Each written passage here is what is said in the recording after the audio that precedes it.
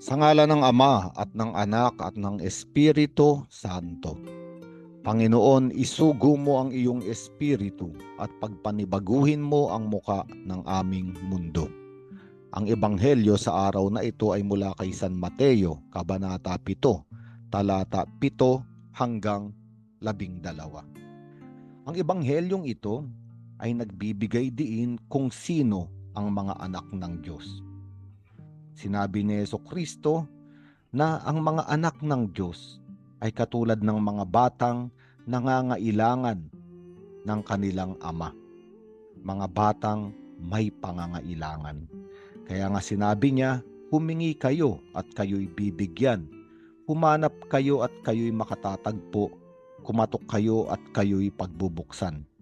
Sapagkat ang bawat humihingi ay tatanggap, ang bawat humahanap ay makatatagpo, at ang bawat kumakatok ay pagbubuksan. At isang napakagandang ebanghelyo, sapagkat ito ay patungkol sa atin na itinuturing na mga anak ng Diyos. At ang mga anak ng Diyos, araw-araw ay nakikita niya ang kanyang kakulangan.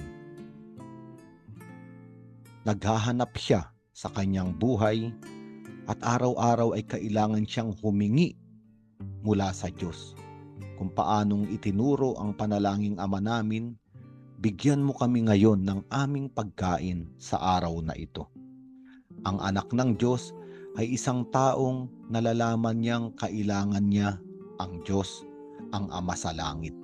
Kaya araw-araw siyang humihingi, araw-araw siyang humahanap, at araw-araw siyang kumakatok. Samantala, may mga tao na nabubuhay na para bang hindi nila kailangan ang Diyos. Hindi nila kailangang humingi, hindi nila kailangang maghanap, at hindi nila kailangang kumatok. Sapagkat sila ay naniniwala sa sarili nilang lakas at kakayanan. At dahil dito, hindi na nila kailangan ang Diyos. At ito ay magdadala sa kawalan ng pananampalataya, sapagkat ang taong hindi na nangangailangan sa Diyos ay nawawalan ng ugnayan sa Diyos. Ngunit para sa atin na nakikita ang maraming paghihirap, pagdurusa, kakulangan at karukhaan sa ating buhay, tayo ay inaanyayahan sa isang ugnayan. Tayo ay inaanyayahan na manalangin. Sapagkat sabi ni Jesus, mayroon bang ama na bibigyan ang anak ng bato kung hihingi ng tinapay? Magbibigay ba ang ama ng ahas kapag humihingi ng isda?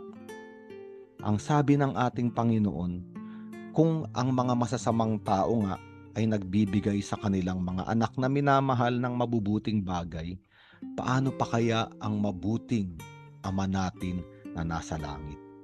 Kaya nga, sa ebanghelyong ito, tayo ay inaanyayahan. Tayo ay kinakausap na tignan ang ating mga kakulangan. At ang mga kakulangan na ito ay hindi sumpa. Hindi ito hinayaang mangyari ng Diyos upang tayo ay pahirapan.